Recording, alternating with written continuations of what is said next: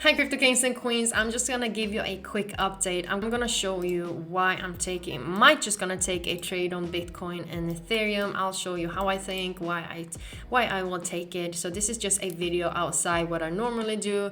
Please remember, I'm no financial advisor. This is how I see the market. You need to look up everything yourself first, but I will show you why I might take these trades. So please continue watching.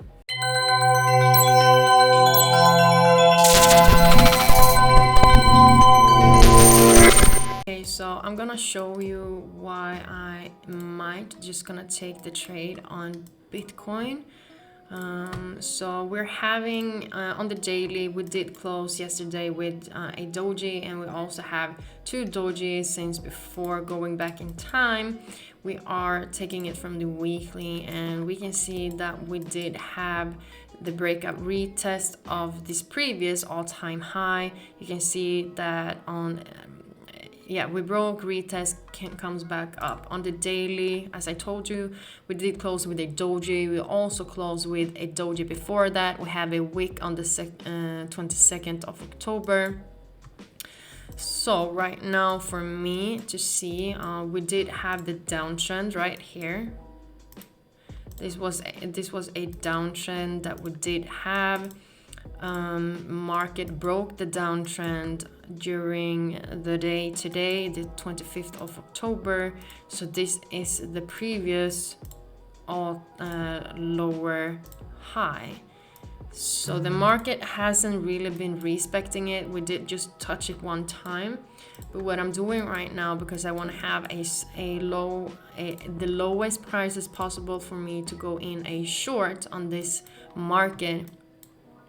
So I'm taking my Fibonacci from the lowest point around 59.892 to the highest point, and I want to look at the daily, the 1 hour chart, because I don't have a bearish candle yet on the 4 hours. So I'm looking at the daily 1 hour, I'm sorry. So I'm having the dojis right here. So I'm taking my Fibonacci to 62840.